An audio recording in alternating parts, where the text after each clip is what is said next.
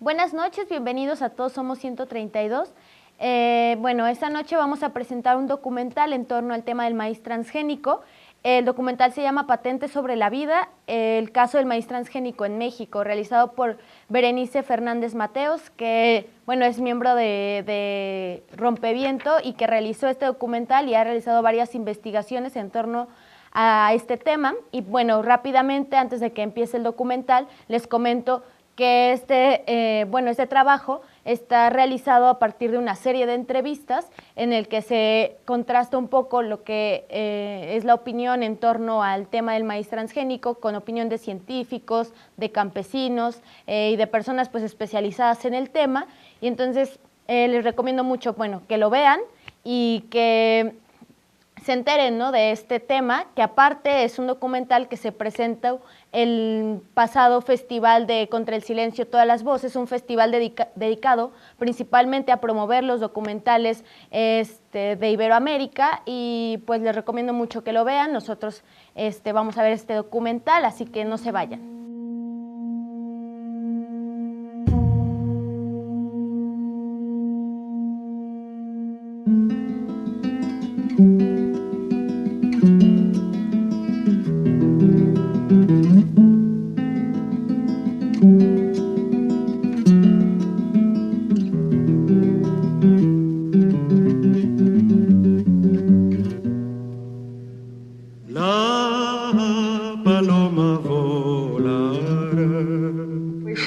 El maíz en México es el alimento principal. No es solo alimento, es un evento extraordinario, podríamos decir. En México se dio origen al maíz hace más de 7.000, 8.000 años a partir de sus parientes silvestres, los teocintles, que todavía existen. De ahí viene el proceso de domesticación. Poco a poco se fue domesticando lo que era ese pariente silvestre, una pequeñita mazorca con hasta 6, 8 granos, hasta lograr maíces, unos de hasta 600 granos. Hay una diversidad extraordinaria adaptada a cada nicho agroecológico, que en México prácticamente hay todo tipo de clima, también desde el nivel del mar hasta más arriba de 2.500 metros se cultiva el maíz, ¿no? Entonces algunos le califican como prodigio, un prodigio vegetal creado por la mano humana, por hombres y mujeres, centenares de generaciones de los pueblos originarios, de los pueblos campesinos que al día de hoy siguen cultivando esa extraordinaria riqueza que tenemos aquí en México, más de 60 razas y miles de variedades, ¿no? También en términos culturales es importante señalarlo, ¿no?, porque es la raíz. Todos los pueblos mexicanos, mesoamericanos incluso, tienen mitos fundadores desde el Popol Vuh, que los hombres fueron hechos de maíz, ¿no? Y en todas las culturas mesoamericanas encontramos esa esencia humana vinculada con el maíz y los dioses.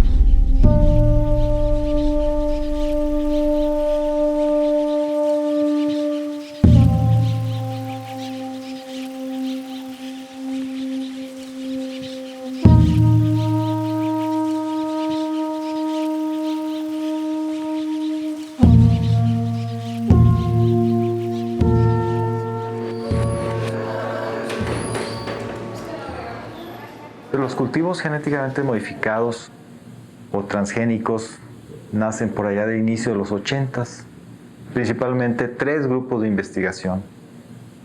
Uno en la Universidad de Washington, en los Estados Unidos, otro en la Universidad de Gante, en Bélgica, y en Monsanto.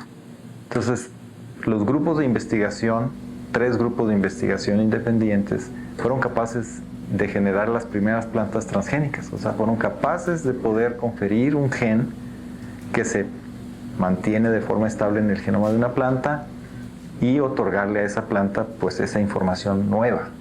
Entonces, así es como nacen a inicio de los 80s. O sea, en 2013, en este año, ya estamos nosotros cumpliendo 30 años del desarrollo de las plantas genéticamente modificadas o los organismos vivos modificados.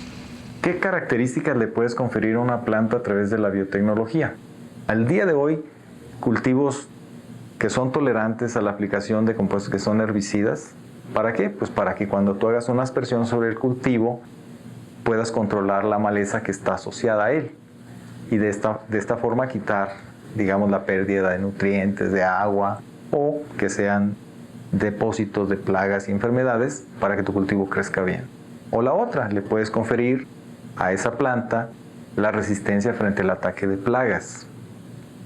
Esas son al día de hoy las principales características que las plantas genéticamente modificadas tienen. La Conavio lleva unos 15 años, más o menos, 14 años por ahí, trabajando en el tema de bioseguridad.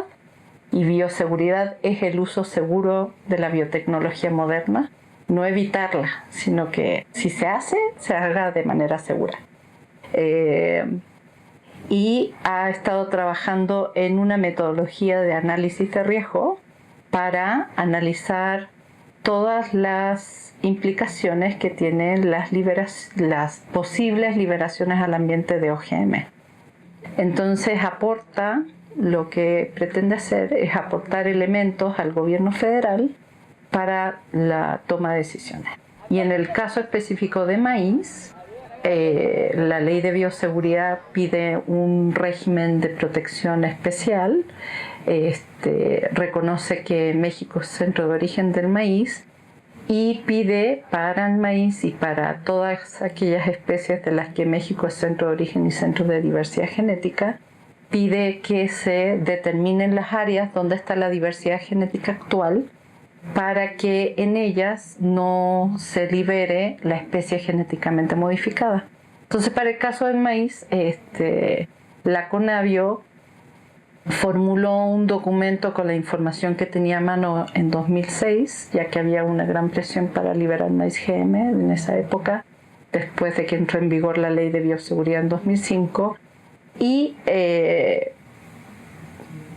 generó un documento que decía, se pueden tomar decisiones, pero hay una gran incertidumbre aún respecto a qué diversidad genética existe.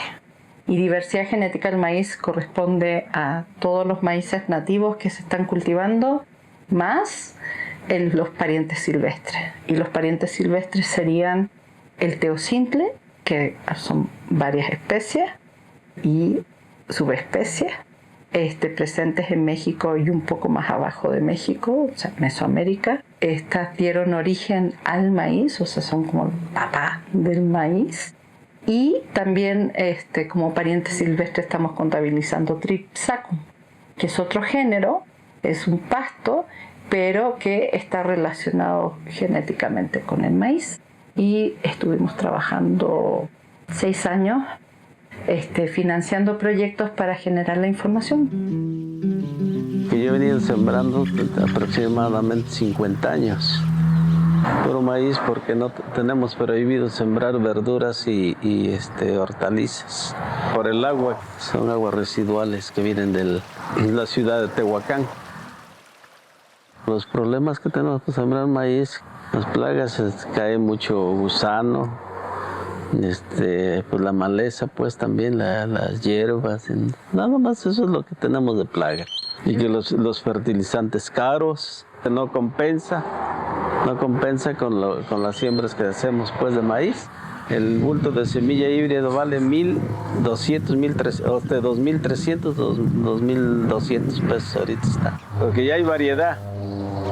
Hay una que dice la bolsa sin poncho. Esa vale 1,800, 1,700. Y la que dice con poncho, esa vale 2,200, 2,300 pesos la bolsa. De 20 kilos o de 50,000 semillas. Eso es para 1 hectárea.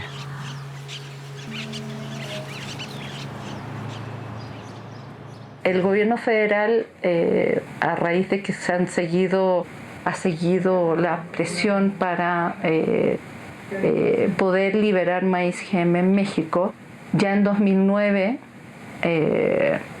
aprobó las primeras liberaciones experimentales de maíz GM, aunque tengo que hacer un paréntesis, hubo algunas liberaciones en los 90, pero duraron en total una ventana de tiempo de 2 a 3 años y el gobierno federal decidió no seguir adelante con las liberaciones hasta que hubiera un marco regulatorio adecuado, ¿no? Entonces este marco regulatorio, pues como les dije, en 2005 se entró en vigor la ley de bioseguridad y ya decidieron que con eso ya podían ir adelante para usar maíz GM en el campo.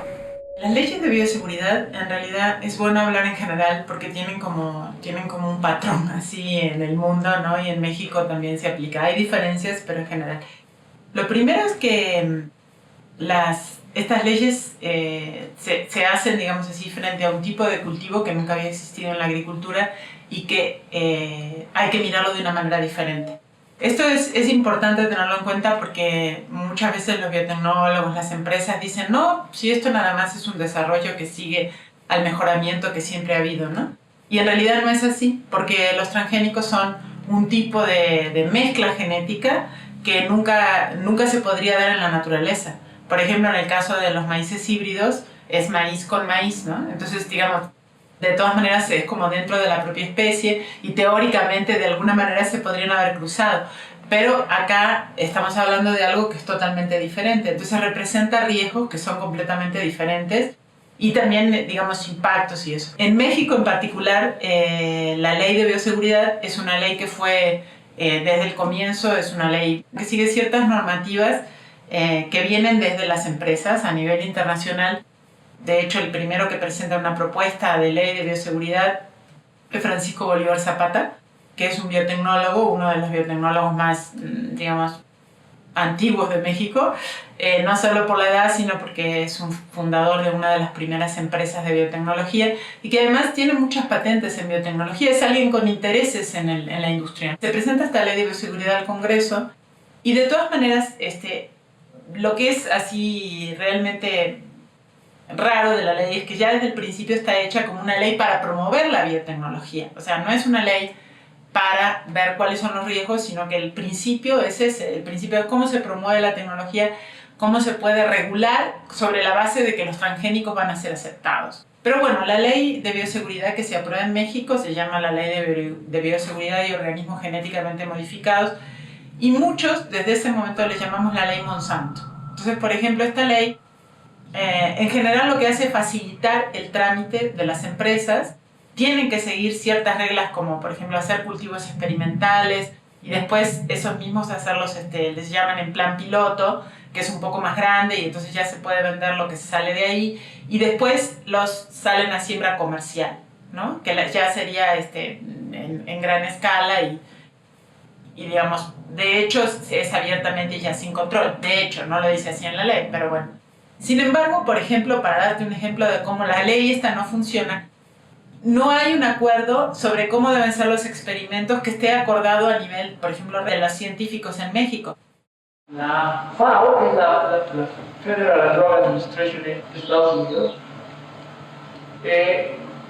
no ha retirado ningún organismo genéticamente modificado como alimento y medicamento, con excepción de uno al principio por razones de alergia, pero estos últimos que están en el mercado desde hace ya de 15 años no se han retirado, independientemente de que haya señalamientos sin sustento científico que generan cáncer humana y a los animales. Pues bueno, con esto quiero señalar, tenemos por otro lado una ley en México,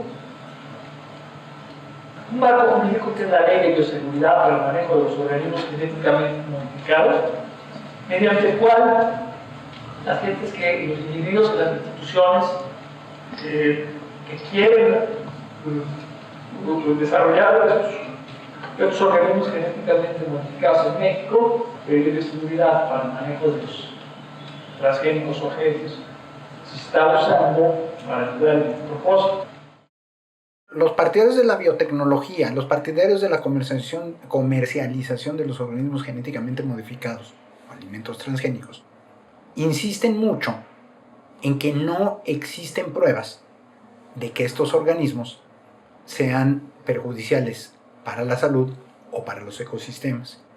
En primer lugar, sí existen pruebas de esto, pero suponiendo que no existieran pruebas, estos partidarios de la comercialización y la fabricación de organismos genéticamente modificados cometen un error metodológico muy serio, porque lo que se tiene que mostrar aquí, ellos pues que defienden esto, lo que tienen que mostrar no es tanto que no existan pruebas de que no haya daños, sino que existan pruebas de que no hay daños. No hay pruebas de esto, no, lo que tiene que ver es hay pruebas de que no existen daños. En realidad no es que los híbridos ya no sean suficientes para la producción agrícola mundial y en particular para maíz. De hecho, se siguen utilizando los híbridos y las líneas genéticamente modificadas o transgénicas de maíz también son híbridos. La diferencia con los transgénicos es que en los híbridos tradicionales tú echas mano de la diversidad de propiedades que tiene el maíz para juntarlas en una sola y que le permita tener mayor productividad, utilizar menos agua, requerir menos fertilizantes, etc.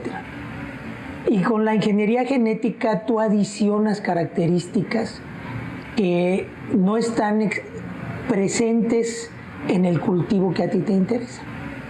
Y te voy a dar un ejemplo tal vez para ilustrar lo que sucede. Hay bacterias que producen unas proteínas que son insecticidas biológicos que matan a ciertos tipos de insectos en particular, a diferencia de los insecticidas químicos que matan todos los insectos que tocan. Entonces, lo que puedo hacer es tomar la información hereditaria de la bacteria que especifica la producción del insecticida, del bioinsecticida, y metérselo al maíz para que el maíz produzca su propio insecticida.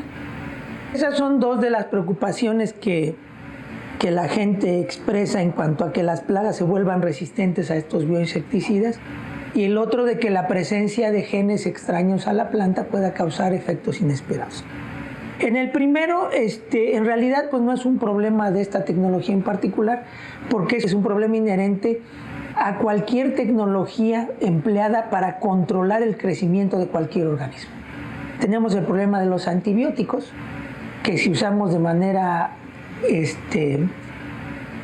no muy bien planeada los antibióticos, las bacterias que nos infectan se vuelven resistentes y se generan problemas muy graves.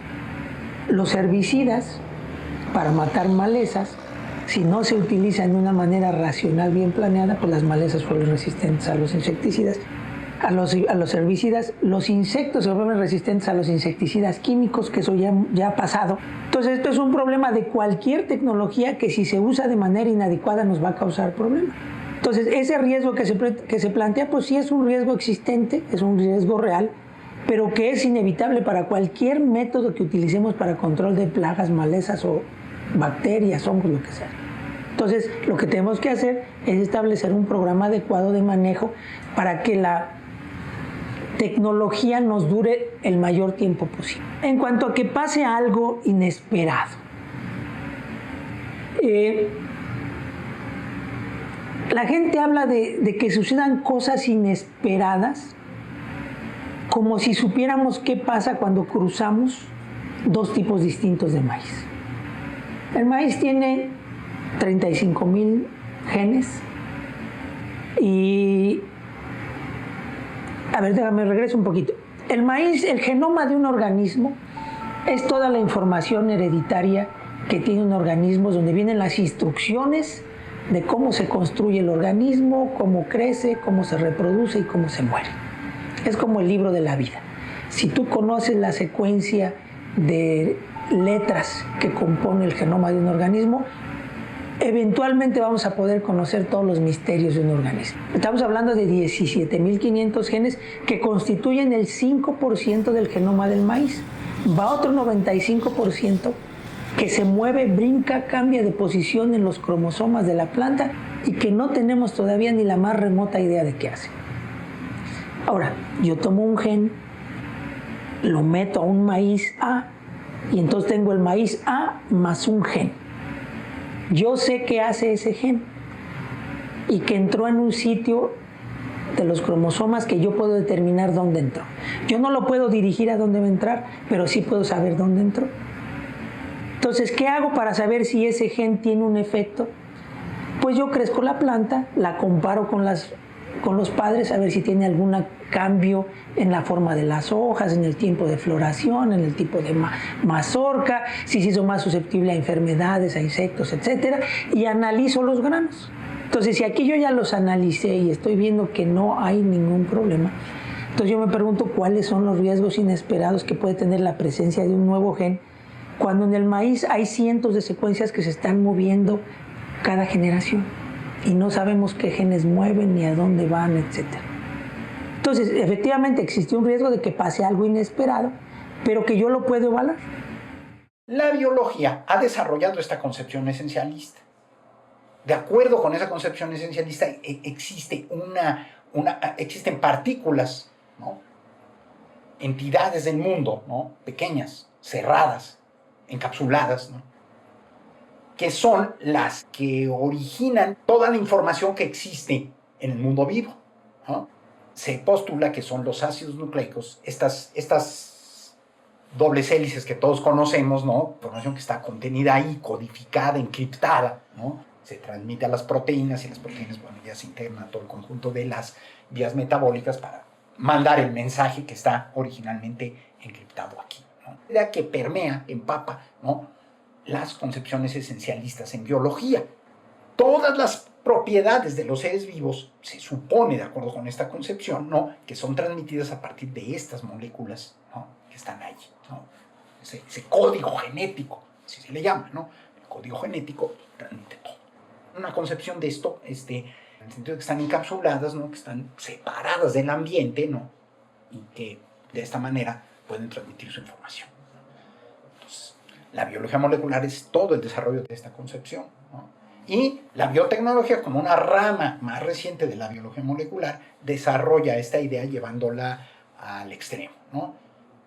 De acuerdo con este principio, uno puede ir jugando, ¿no? Con los trozos de información que están codificados en los ácidos nucleicos, ¿no?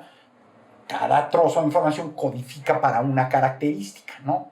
Un color de ojos, color de pelo, color de piel, síntesis de alguna proteína o de alguna enzima, este tipo de cosas, ¿no? La biotecnología lleva al extremo esta ya de por sí simplificada visión del mundo vivo, ¿no? Pensando que si nosotros tomamos un trozo, ¿no? Determinamos primero un trozo, ¿cuál trozo de una secuencia, ¿no? de nucleótidos que forma un ácido nucleico, cuál trozo codifica para qué característica? Entonces lo podemos extraer y meter en otro genoma, es decir, en otra secuencia distinta perteneciente a otra especie, a otra planta, ¿no? Meterlo ahí y automáticamente nos va a generar la característica que ahí está codificada, ¿no? Es como armar y desarmar un rompecabezas, como si tuviéramos varios rompecabezas en los que las piezas pudieran ser intercambiables, ¿no? En la realidad, los mecanismos de transmisión no son así de simples, ¿no? Son bastante más complejos, ¿no? Y sobre todo no existe esa pretendida separación, esa pretendida encapsulamiento de los ácidos nucleicos con respecto a su medio exterior, ¿no? En realidad hay una gran cantidad de influencias, ¿no?, del medio, ¿no?, del ambiente, ¿no?, externo entre comillas, pues, a las moléculas de ácidos nucleicos y demás, que están interviniendo, ¿no?, continuamente, ¿no?, para definir, para orientar, digamos, qué características se desarrollan, cuáles no, en qué medida no, etc. Hay gran cantidad de estudios que muestran esta continua influencia del ambiente sobre las moléculas estas, ¿no?, de los ácidos nucleicos y demás. Pero esto es muy complejo, ¿no? Es muy complejo. Esta simplificación, ¿no?, que hace la biotecnología es realmente una simplificación extrema, ¿no? Nosotros tenemos sitios donde la biotecnología, en el caso particular de maíz, se puede utilizar. ¿Cuáles son esas áreas? Pues son las áreas en las que actualmente se puede sembrar maíz empleando híbridos. Nosotros ubicamos esas áreas en zonas, por ejemplo, que contienen lo que denominamos nosotros distritos de riego. O sea, son áreas en donde la agricultura para la producción de este cultivo es una agricultura intensiva, es una agricultura que utiliza materiales híbridos, es una agricultura que utiliza insumos como riego, agroquímicos, fertilizantes, infraestructura de riego y demás. O sea, esas son las áreas en las que nosotros estamos trabajando y en las que eventualmente, si cumplimos con los requerimientos regulatorios, se puede sembrar este tipo de maíz. ¿Qué otras áreas se pudieran incluir para poder sembrar estos materiales? Por ejemplo, si tú comparas el uso de lo que serían insumos y la respuesta del cultivo al uso de la tecnología, de los recursos y demás, tú puedes comparar, por ejemplo, rendimientos. O sea, un rendimiento de materiales híbridos en una zona de riego en la que dispones de los insumos necesarios, pues es un valor medio nacional que anda alrededor de las 10-12 toneladas por hectárea. Vas al uso de materiales que esencialmente nosotros debemos denominar como maíces nativos y tú ves rendimientos que son inferiores. ¿Por qué? Porque hay diferencias en cuanto al tipo de prácticas agronómicas, en cuanto al diferente tipo de calidad de los materiales, usos específicos y demás. El criollo es el que ha aguantado siempre todos los problemas y el híbrido no, porque tiene que prepararse bien, porque si no, no se cosecha con el híbrido. Y el criollo sí, donde quiera que lo siembren, pues aquí es fértil, pues, el criollo. Y el otro es variedad, pues, para el producto de elote, el híbrido. Ya para maíz sale muy duro, pues. Para maíz siempre se ha ido en elote. Es que el maíz híbrido es más rápido. Y el criollo tarda más, pues, para salir. Esa es la diferencia. En cantidad viene siendo lo mismo, es la misma producción. Aquí ya ninguno quiere comprar el lote criollo. Quién sabe por qué, pero han cambiado mucho. Ya quieren las semillas mejoradas, todo ya es. Cuando se habla de transgénicos, además de todo lo que se puede decir de los riesgos ambientales por la cantidad de químicos que usan, los riesgos a la salud, porque hay estudios que muestran que producen desde alergias hasta tumores, etcétera. Digamos, además de todo eso, hay algo que va junto con los transgénicos, está casado y no se separa. Así, y separarlo es equivocado, porque es no hablar del tema. Que es que los transgénicos son propiedad de 6 empresas, y en particular de una, que es Monsanto, y que tiene más del 80% del mercado de semillas transgénicas en el mundo. Esto es una cifra muy significativa por 2 razones. Primero, no hay ningún otro monopolio de tal grado, es casi un monopolio, o sea, casi es la totalidad del mercado, de hecho, en ningún rubro industrial, o sea, ni las petroleras, ni las mineras, o sea, nadie tiene una sola empresa que tenga el 80%, salvo en el caso de Bill Gates con el software, ¿no?, con los programas de computación, que tiene como el 90%. Estos son los únicos 2 casos que hay, Monsanto y Bill Gates. Hay una enorme diferencia, además de entre ellos, hay una enorme diferencia porque uno, aunque sea difícil, podría vivir sin computadoras, pero no puede vivir sin comer. Entonces, que haya una empresa que tenga el 80% del mercado es un hecho inusitado en la historia industrial y que además particularmente le da un poder a esa empresa de decidir sobre un elemento esencial, que es la comida, que es la semilla, es la llave de toda la red alimentaria. Pues es cara, la semilla es cara, ¿eh? Nomás imagínense sembrar 3 hectáreas, son 3 bultos, 3 bolsas, ya serían como cerca de 7,000 pesos, nomás la pura semilla. Y ahora el trabajo del tractor y luego nosotros que ocupamos pues yunta o lo que sea para trabajar la milpa, los riegos, todo. No, pues a veces salimos a manos, a veces está poniendo.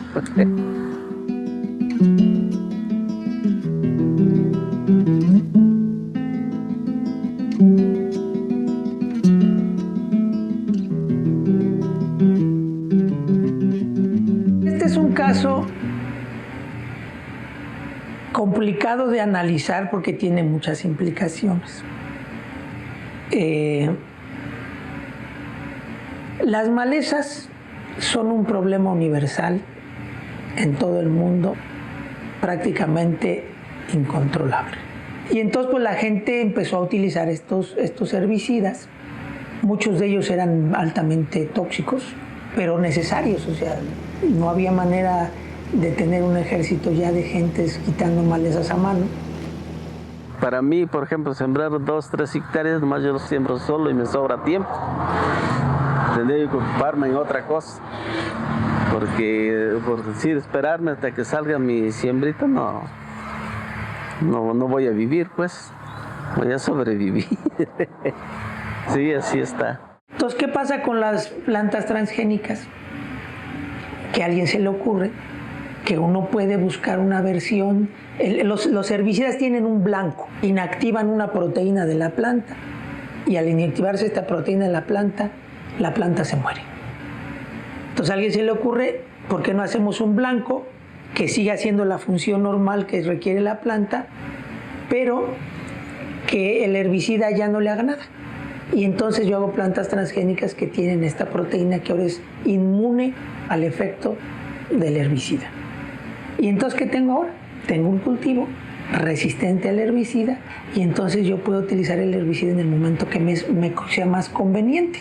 Dentro de estos herbicidas no selectivos hay uno que se llama glifosato, que es el que ahora es el centro de las controversias, que es, digamos, el menos malo, es el menos tóxico para humanos, es el menos tóxico para animales. Desaparece del suelo relativamente rápido. Entonces, ¿qué sucede cuando salen estas plantas transgénicas resistentes a glifosato? Que todo el mundo las quiere usar. Entonces, ¿qué sucede con esto? Que el uso de este herbicida en particular, y no es que tenga yo nada en absoluto a favor de esta empresa, porque tengo mis conflictos existenciales con ella, empieza a incrementarse de manera exponencial. Empieza a desplazar a todos los otros herbicidas. Entonces hay un aumento muy considerable en el uso de este herbicida y se disminuyen los otros. Entonces la gente dice, es que hubo un incremento del 1000% del uso de glifosato. Sí, pero en paralelo hubo una disminución en el uso de los otros.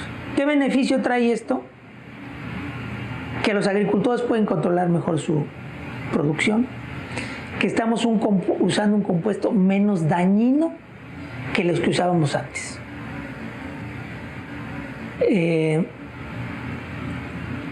Pero ¿qué pasa ahora? Tiene sus inconvenientes de que, bueno,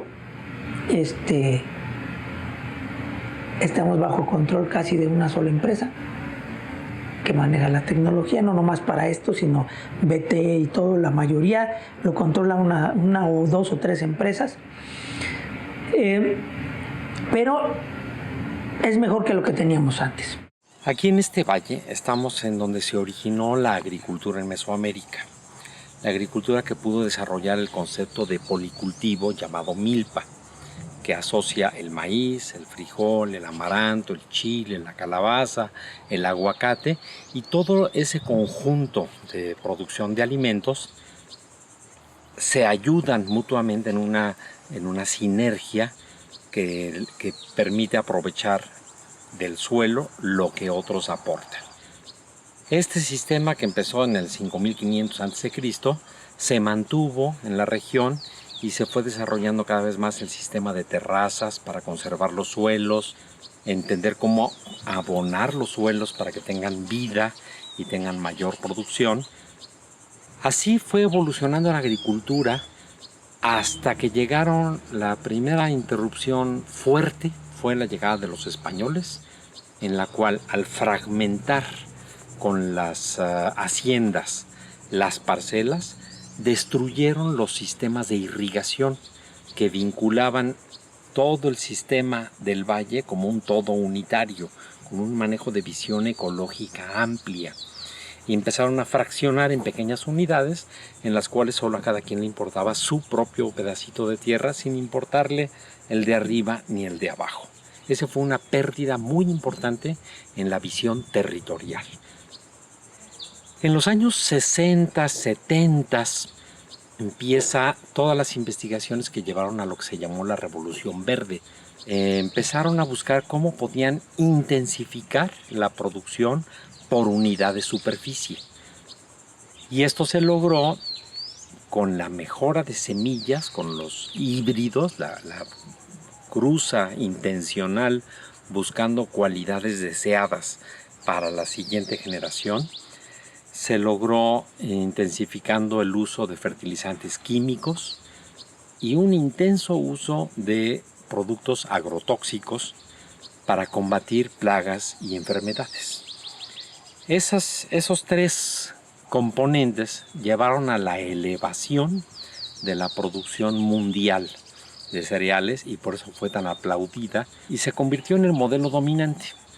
Aquí en nuestra región esto se hizo presente ante los campesinos en forma de unas políticas públicas en las cuales a estos campesinos dueños de estas terrazas prehistóricas que se han cultivado durante miles de años, de repente les decían: mira, es que si quieres crédito para tu siembra, necesitas tener seguro. Si quieres tener seguro, necesitas tener asesoría técnica. Y si quieres tener asesoría técnica, necesitas comprometerte a un monocultivo. Esta vinculación forzó a los campesinos a abandonar el concepto de milpa. Los campesinos tuvieron que optar por usar la semilla que les daban, abandonando sus semillas nativas que habían ido seleccionando durante parcela por parcela y pueblo tras pueblo durante miles de años. La tuvieron que dejar para adoptar el paquete tecnológico, que así le llaman los funcionarios, el paquete tecnológico que les daba un tipo de semilla, un tipo de fertilizante y un tipo de agroquímicos. Llegó como una imposición de una política pública que, sin conocer y sin valorar todas las aportaciones, todas las riquezas acumuladas a través de la historia, llegaron simplemente a sustituirla, a desecharla, diciendo: esto no nos es de interés para la agricultura moderna, para la agricultura comercial. Con este modelo se generó en un primer momento un incremento de la producción, pero con un doble fenómeno asociado. Un primer fenómeno es el de la dependencia hacia los proveedores de las semillas, de los agrotóxicos y de la asistencia técnica, del crédito y del seguro agrícola. O sea, los campesinos ya perdieron su autosuficiencia, perdieron su capacidad propia de producir alimentos y se convirtieron simplemente en un eslabón, en un componente laboral de un sistema de producción que ya les resultaba ajeno. Y segundo, se empezaron a observar disminuciones en los rendimientos por agotamiento de los suelos y se empezaron a observar también presencia de nuevas plagas que presentaban resistencia a los propios agrotóxicos con que en los primeros años habían podido combatir.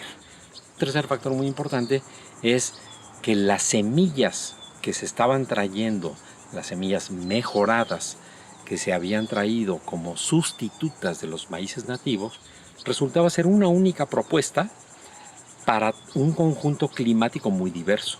Eso yo creo que fue la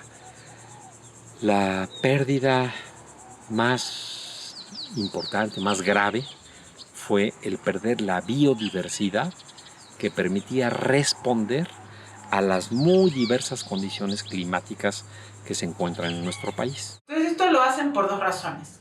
Primero, porque se quieren apropiar del inicio de la cadena alimentaria. O sea, quien se apropia de eso, si realmente manejaran las semillas que hay, es una fuerza tan grande, digamos, para ponerle condiciones a todo el resto, porque sin semillas no funcionaría nada de la agricultura.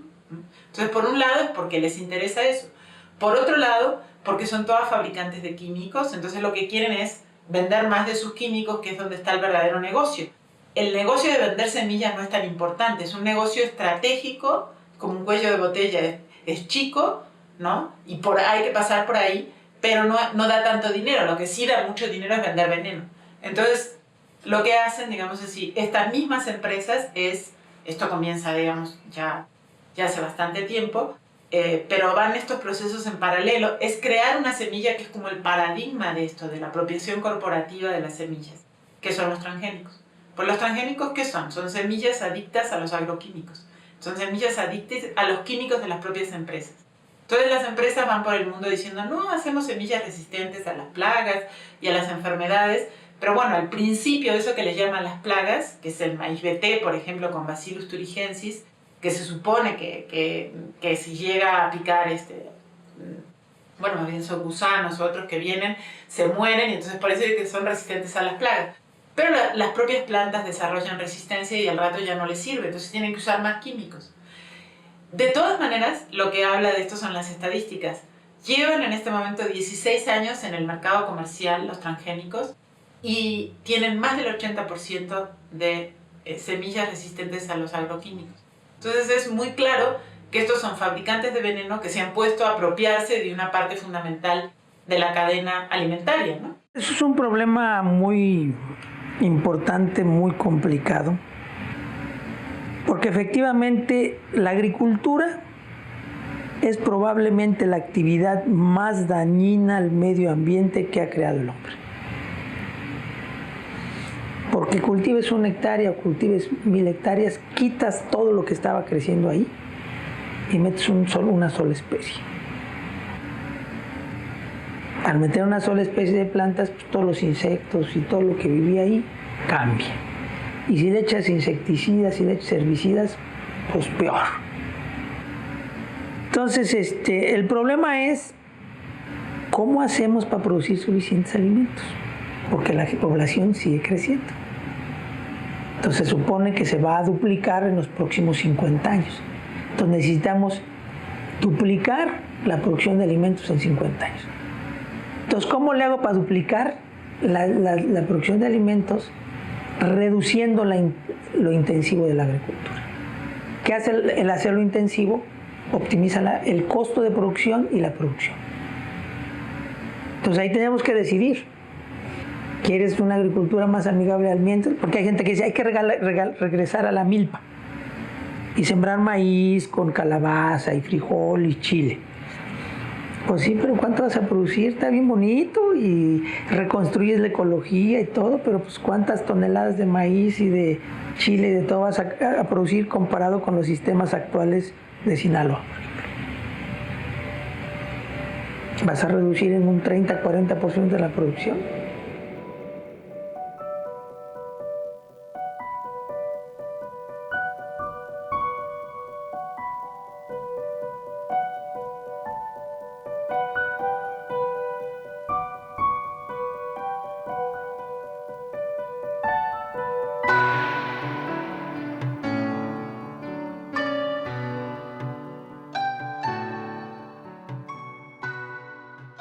Estamos viviendo tiempos muy interesantes en los cuales la ciencia se ha dividido muy fuertemente.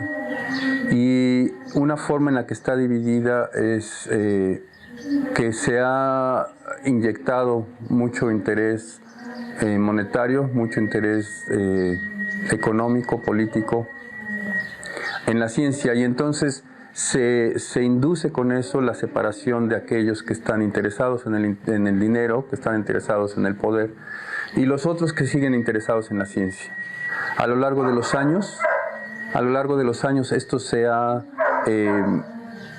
traducido en, de verdad, un cisma en la comunidad científica, en la cual se tiene un grupo de científicos muy bien pagados, muy bien apoyados políticamente, que tienen un punto de vista y una forma de pensar sobre la vida, sobre los seres vivos, que es muy diferente al del otro grupo de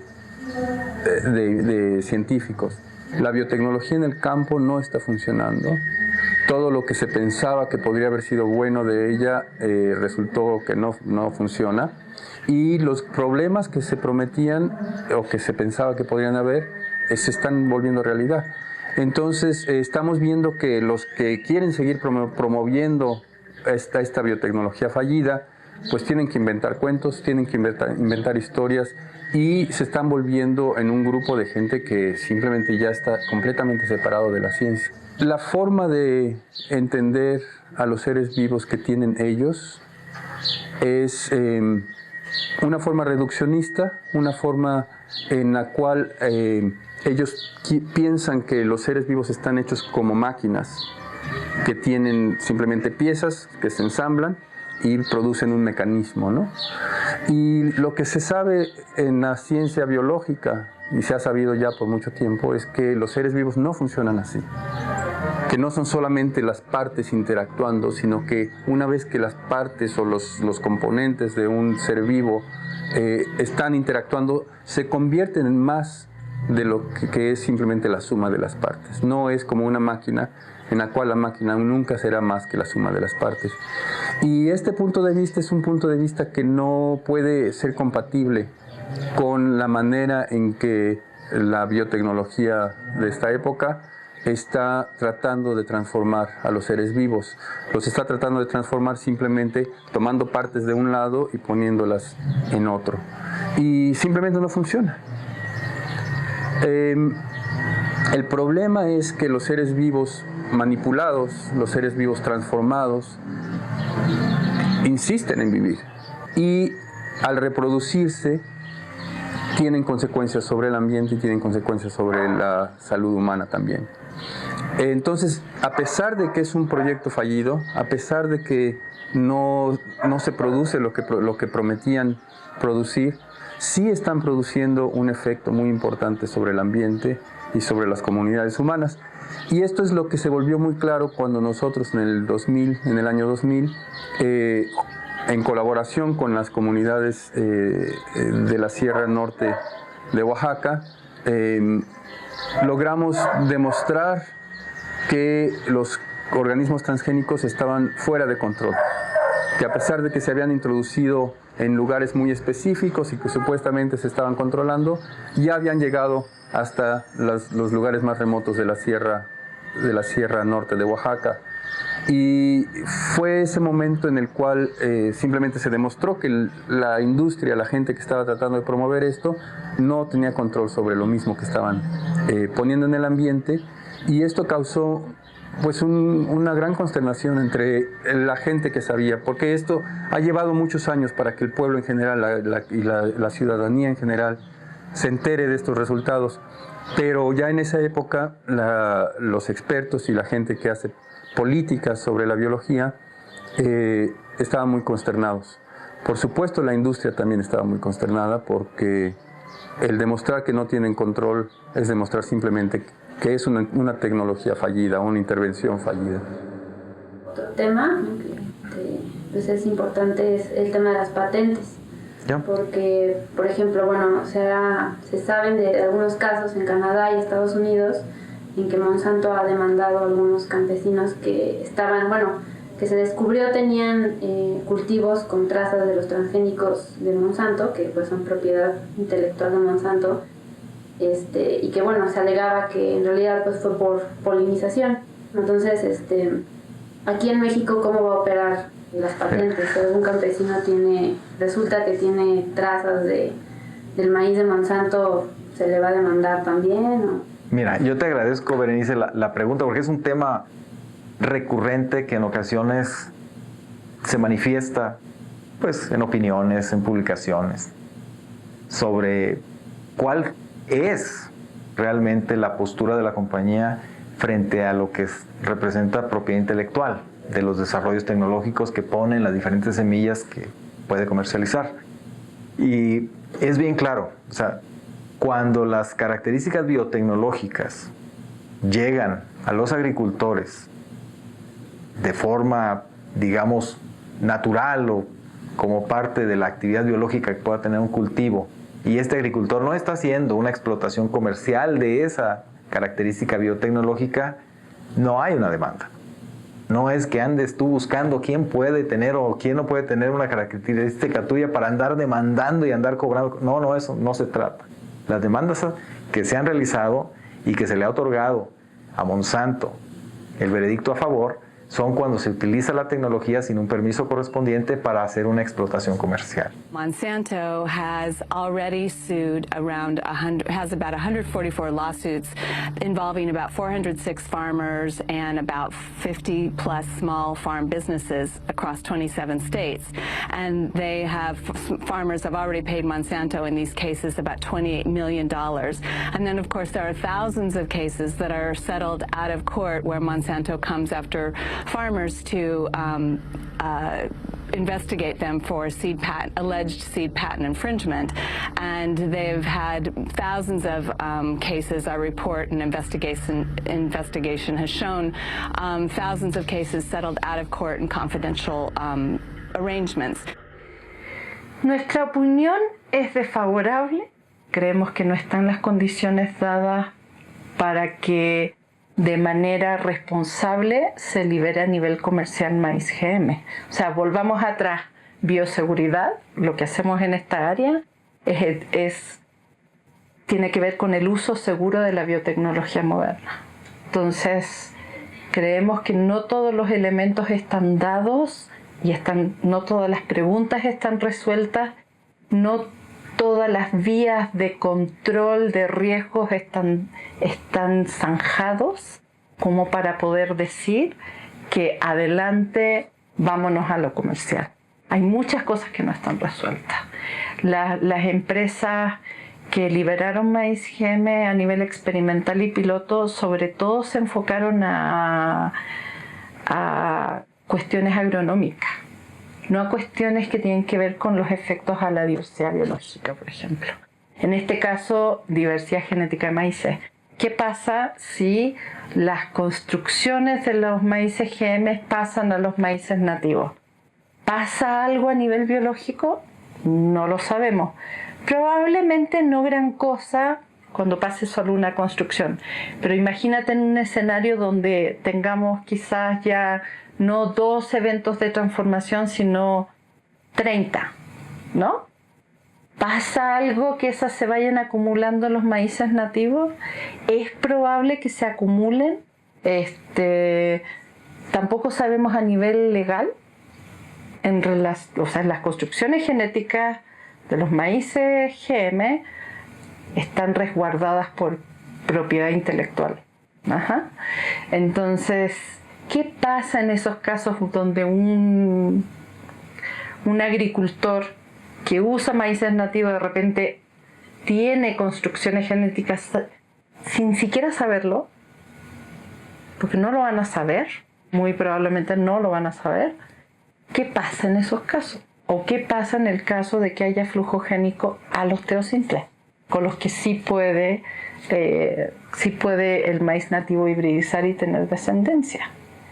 ¿Qué pasa en esos casos? Hay muchas cosas que no están resueltas. Y entonces sí, la CONABIO dice que este no es el momento adecuado. Un tema que también va ligado a las patentes, ¿no? Que ahora sí, pues al ser un producto de la ciencia, los transgénicos pues siguen un método científico, ¿no? Y una parte que históricamente se consideraba importante dentro del método científico es el compartir los resultados de la experimentación con la comunidad científica para pues generar un debate entre pares, ¿no? Y que pues el criterio sea lo más objetivo posible.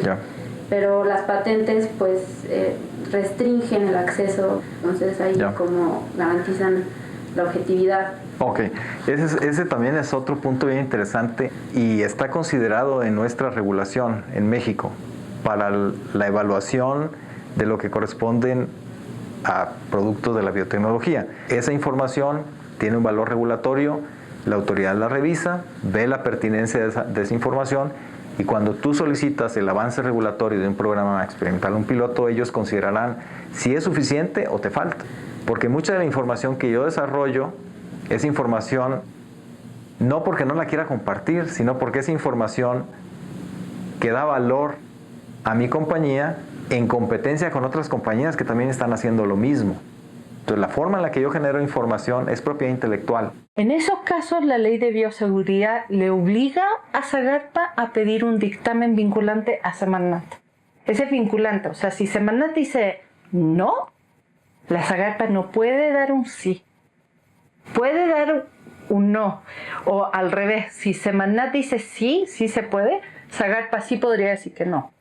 Sí podría, pero no puede dar un positivo si Semarnat da un negativo, ¿ok? Eso es importante.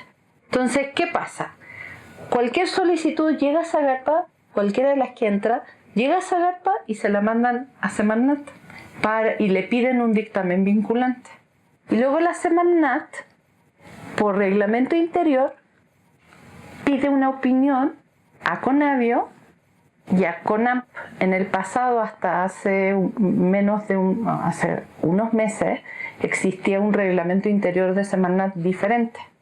Ese reglamento interior de Semarnat decía que la Semarnat le tenía que pedir un dictamen vinculante, no dictamen, opinión vinculante a Conavio, al INE, que ya no existe, ya es INEC, y a la CONAMP en dado caso, ¿no? Entonces nos pedían una opinión vinculante y ellos a partir de eso generaban un dictamen y ese dictamen iba a dar a la Zagarpa y Zagarpa terminaba resolviendo de acuerdo a su propio análisis y a lo que Semarnat le daba. Hoy en día ese reglamento interior cambió, ya la opinión que da la Conavio no es vinculante con Semarnat, entonces Semarnat la recibe porque nos la pide igual, están obligados a pedirla, pero no están obligados a hacernos caso. Mucha gente está como muy asustada de que eso haya ocurrido, pero en la práctica, aun cuando en el reglamento interior de la Semarnat decía vinculante, opinión vinculante, tampoco es que nos hiciera mucho caso. Para mí, descubrir, digamos así, ese significado que tenía el maíz en los pueblos fue todo, digamos así, como una perspectiva de cómo las cosas que realmente son importantes, cómo están tan entretejidas en la vida de la gente. ¿Y por qué es importante? Porque es comida, digamos, ¿no? Finalmente es la sobrevivencia de la gente. Pero tiene, digamos así, toda esta variedad de expresiones estéticas, culinarias, religiosas, políticas, económicas. Entonces, yo creo que eso seguramente pasa con otros cultivos muy importantes, como por ejemplo con el arroz. Puede pasar, digamos, por supuesto, en el centro de origen del arroz en Asia, con el trigo, con algunos otros cultivos que tienen esa dimensión. Pero el maíz es uno de los 3 cultivos más importantes en la alimentación de la humanidad. Y como hazaña agronómica, vamos a llamarle así, es el más importante. A esto es también lo que está atacando Monsanto, que finalmente lo que le interesa sea ganar más dinero, porque finalmente es lo único que le interesa. Sí está metiéndose con el corazón de valores económicos, culturales, históricos, civilizatorios así enormes, ¿no? Y como le digo, siempre queremos avanzar y creo que no avanzamos nada. Estamos perdiendo los valores que son la naturaleza, lo que nació pues aquí. Estamos perdiendo, pero ni modos. Nunca es tarde, me dice ella, la paloma volará, volará, volará, como yugo de apretar.